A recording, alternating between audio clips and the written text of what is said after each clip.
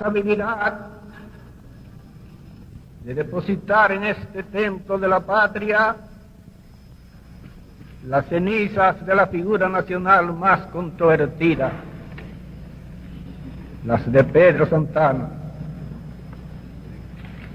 Nos hallamos, según el sentir de muchos,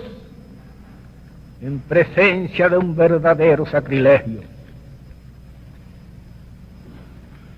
Parecería que las bóvedas de este monumento secular van a desplomarse sobre nosotros por haber franqueado las puertas de este santuario patriótico a un apóstata que vendió a su propia patria y cuyos restos parecían ya inapenablemente condenados a ir de ciudad en ciudad y de tumba en tumba, arrastrando en su propio país las cadenas de un ostracismo ignominioso. ¿Cómo es posible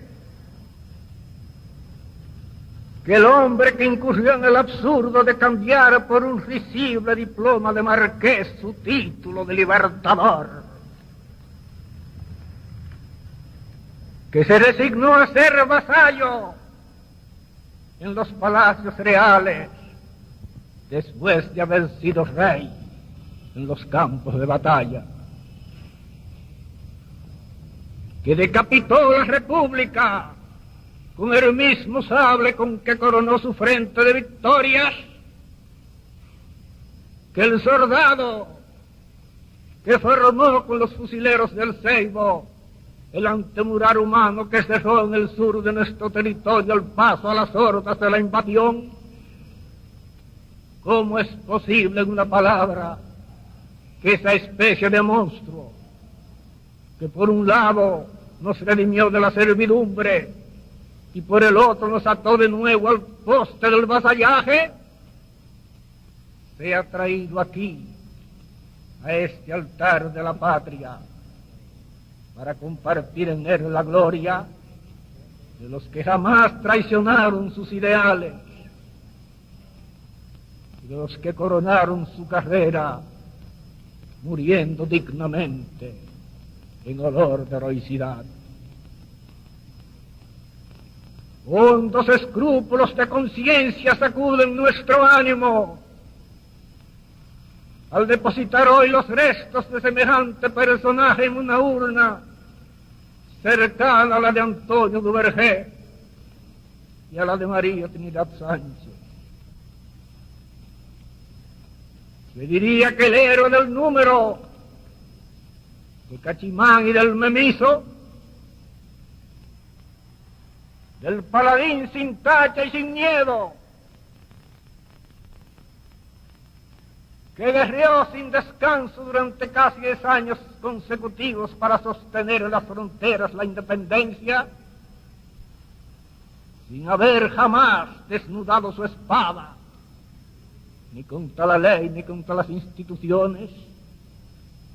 se incorpora en este instante sobre la losa de su sepulcro para rechazar la presencia en este recinto del hombre que se condujo frente a él y a sus hijos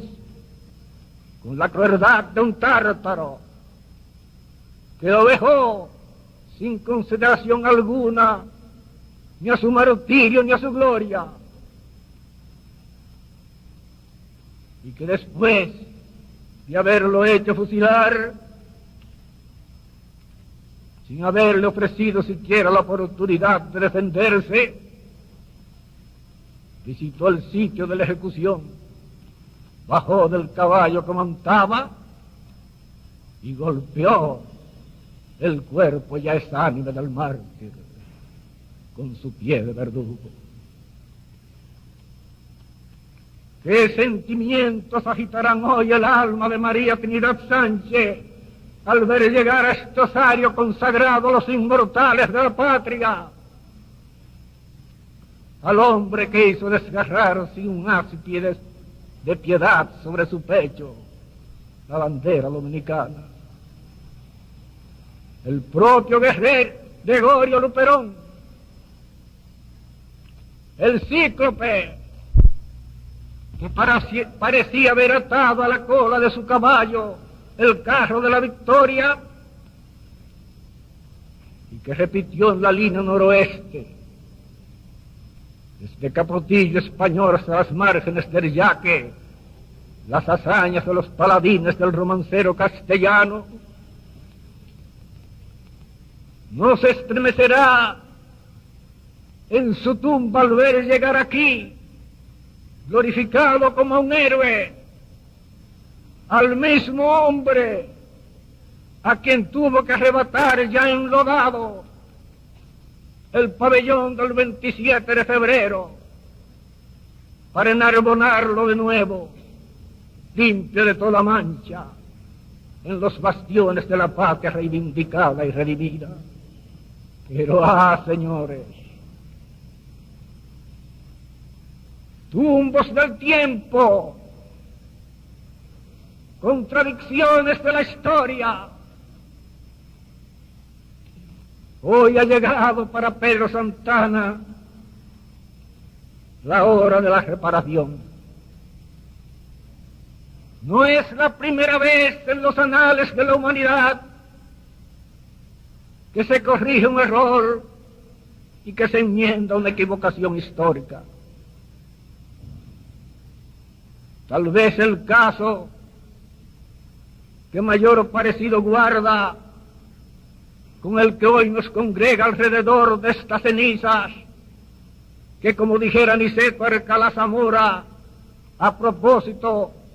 de las de otra figura unida también a nuestra historia, solo por la igualdad inexorable de la muerte, cabe llamar mortales, sea el caso de Mirabeau, el más famoso de los oradores de la Revolución Francesa. Después de su muerte en su finca de Artenil, en 1791,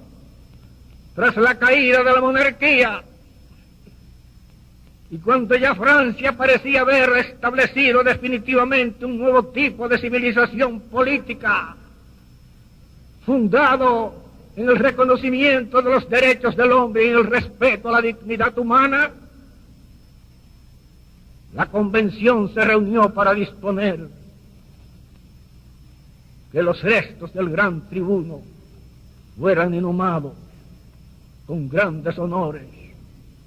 en el Panteón Nacional, al lado de lo de Descartes. Al descubrirse algunos años después los documentos en que constan las pruebas de la supuesta traición del elocuente orador a los ideales de la revolución, de su connivencia con la corte y de su oculta simpatía por María Antonieta, la convención volvió a reunirse en esta ocasión para decretar que los huesos del famoso orador fueran expulsados como los de un traidor a la patria del Panteón Nacional y conducidos vergonzosamente al cementerio de Santa Catalina. Pero la injusticia contra el grande hombre, quien al decir de Proudhon quiso hacer revolucionaria la monarquía y monárquica la revolución, no duró largo tiempo, y ya en 1888 su memoria había sido reivindicada hasta el punto de que se le erigió una estatua en la ciudad de Montagués, en medio del silencio respetuoso de todo el pueblo de Francia. Los méritos del gran tribuno fueron colocados por encima de sus errores. Se estimó que el famoso convencionista, aunque dedicó su ensayo sobre el despotismo a Luis XVI, aunque cultivó la amistad de Federico el Grande y aunque recibió prebendas de la corte, fue en el fondo un gran francés que quiso lo mejor para su país y que al acercarse al Palacio Real obedeció al propósito de impedir que su patria se hundiera en el caos y que de la libertad recién conquistada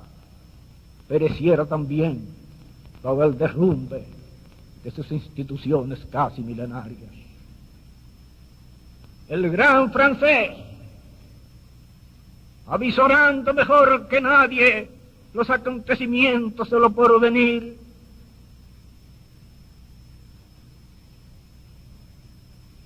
quiso salvar el orden sin mantener el viejo orden.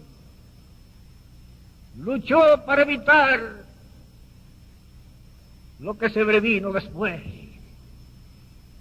cuando el terror sacudió a toda la nación y el territorio de Francia fue inundado de un extremo a otro bajo un torrente de lágrimas y de sangre. Fue pues Mirabeau cuando se empeñó en conciliar los intereses de la revolución con los intereses de la monarquía, un traidor a la causa de la libertad, o fue por el contrario un gran patriota que quiso eliminar las injusticias del viejo régimen sin destruir la sociedad misma. Se sabe, por otra parte, que su pensamiento representaba una poderosa corriente de opinión en su época y que sus ideas conciliadoras eran compartidas por franceses intransigentes como Barnave y como el propio Maximiliano Robespierre. Si comparamos ambos casos, guardando entre ellos las distancias debidas, podríamos ahora preguntarnos si Pedro Santana, cuando llevó a cabo la anexión, obedeció a su propio impulso, o si actuó por el contrario como un intérprete de la opinión ilustrada de su época. Grandes dominicanos de aquel mismo período, como Manuel de Jesús Garbán, príncipe de los prosistas nacionales, y como Javier Ángulo Guridi, autor de temas políticos, participaban también de la idea de que la República no era capaz de sostener por sí sola su independencia y de que necesitaba, para sobrevivir ante la embestida de otro Estado vecino, la sazón más fuerte, del apoyo de una nación extranjera. Todavía después de consumada la independencia, con el ambiente saturado por el romanticismo de los libertadores y con la mayoría de los ánimos influidos por el patriotismo fanático de los 9 idealistas que fundaron la Sociedad Secreta Latinitaria, hubo patriotas, hubo próceres que se dejaron persuadir por la idea del autor de Enriquillo y de otros ciudadanos esclarecidos de aquel tiempo que estimaban que España no debía retirarse definitivamente de la isla y de que debería conservar en ella una especie de tutela protectora.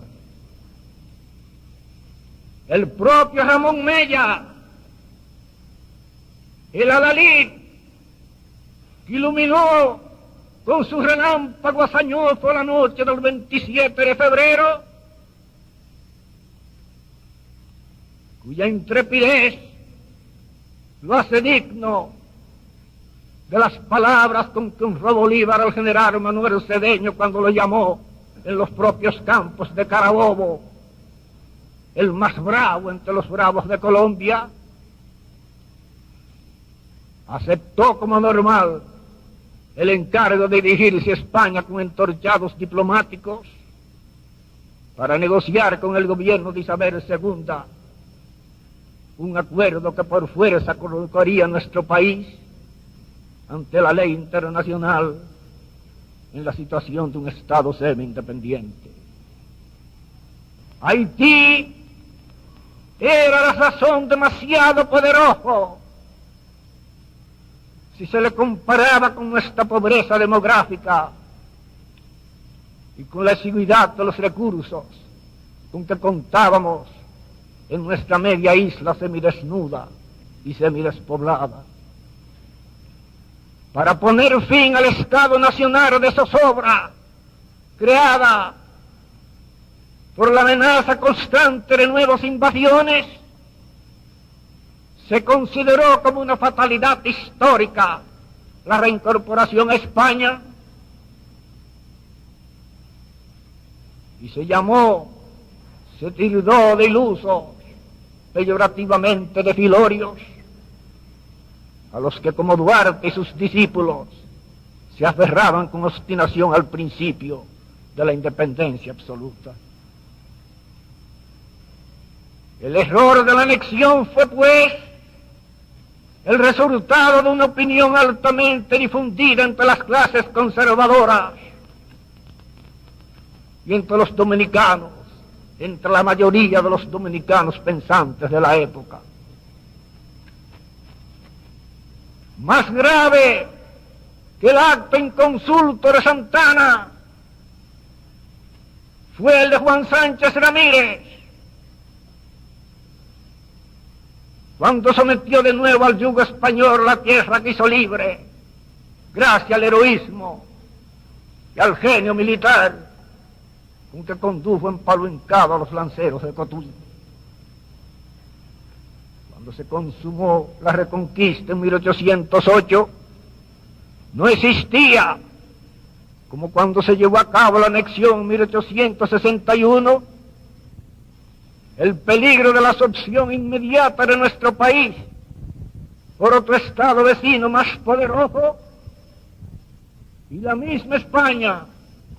gobernada a la sazón por Fernando VII, no mostró interés en la recuperación de su antigua colonia, y nada hicieron las autoridades peninsulares para corresponder a aquel gesto de fidelidad del brigadier Juan Sánchez Ramírez hacia la madre patria. Hoy día, señores, nos parece una monstruosidad la obra de Santana, pero en su época, pese a la resistencia que encontró en soldados de fina fibra patriótica como José Contreras y en idealistas como el fundador de la República, fue la consigna derrotista de muchos patriotas y aún de muchos próceres, cuya dominicanidad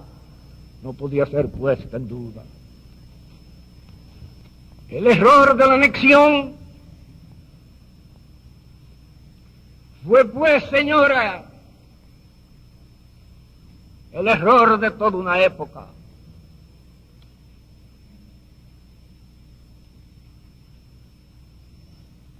El autor de ese acto inconsulto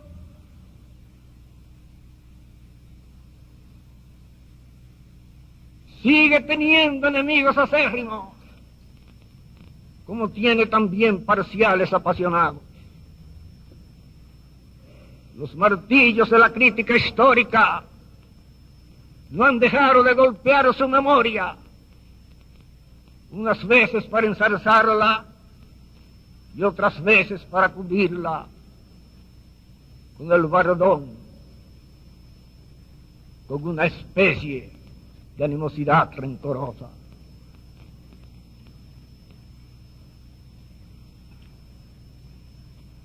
El destino no ha dejado de perseguir al autor de la anexión.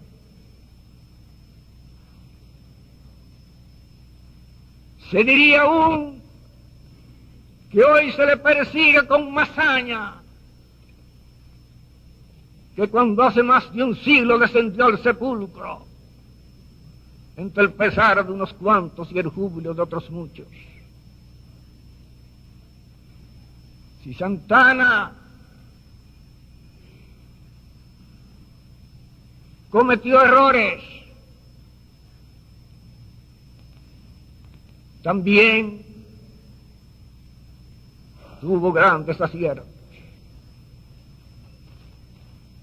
Si fue un vendedor de la patria, también fue un defensor de su independencia.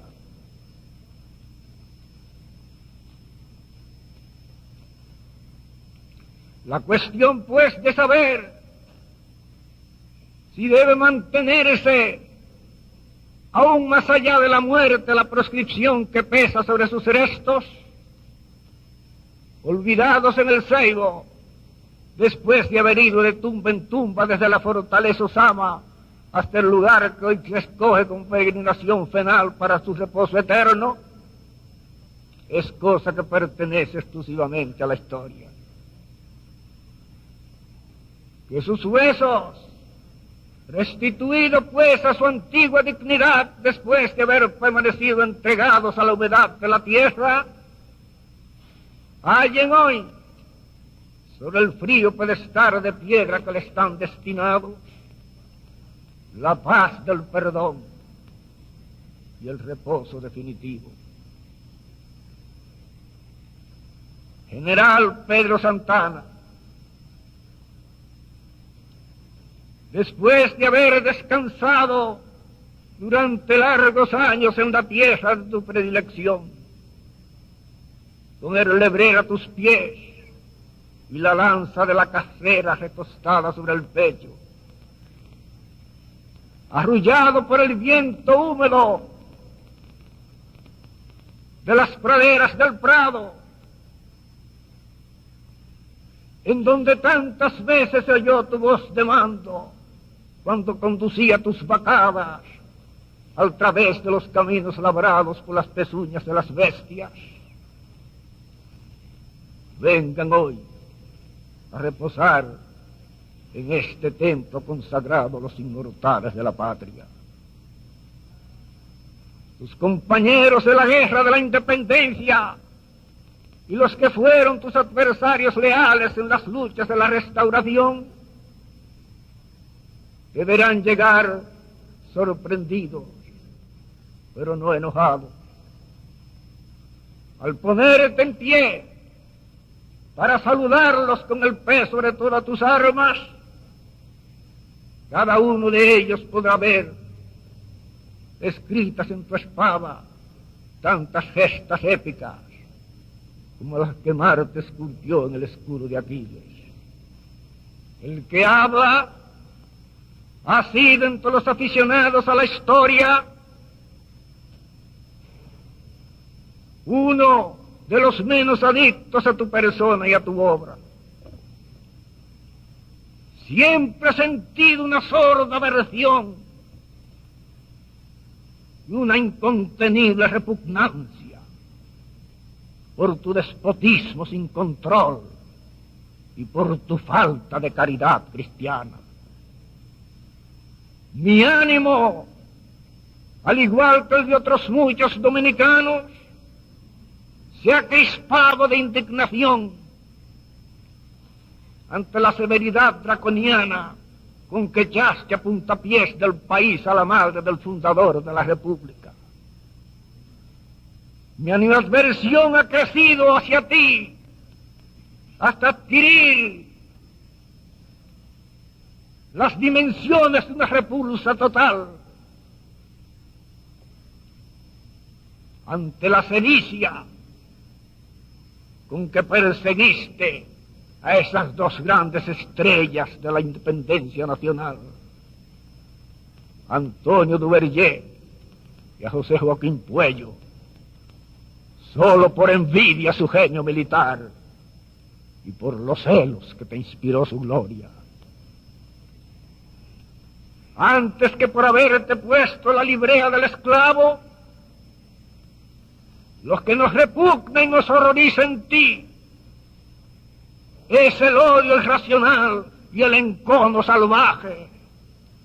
con que perseguiste a tus víctimas. Gabino Richier, condenado a la pena capital, fue llevado por orden tuya de Aso hasta Barahona,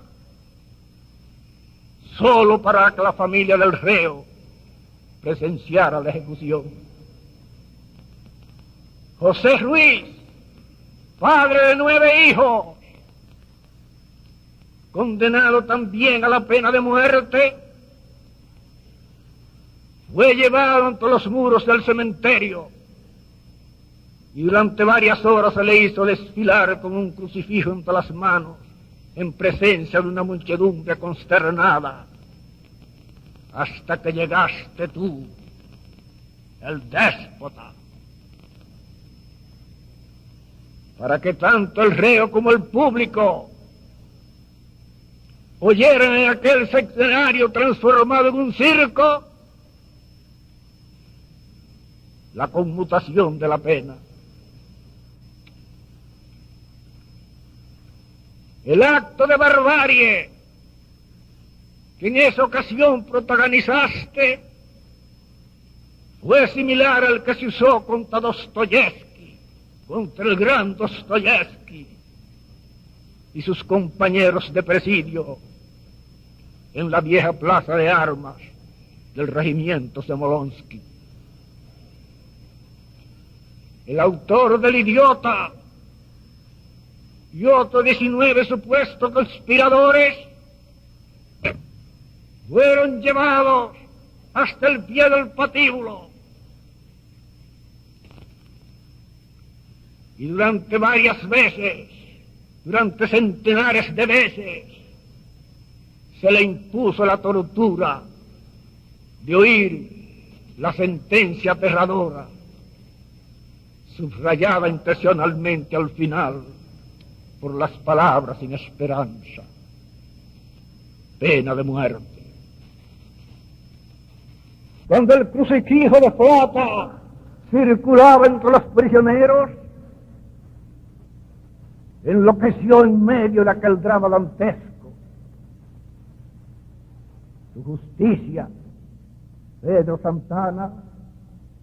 fue similar a la de los viejos Ares,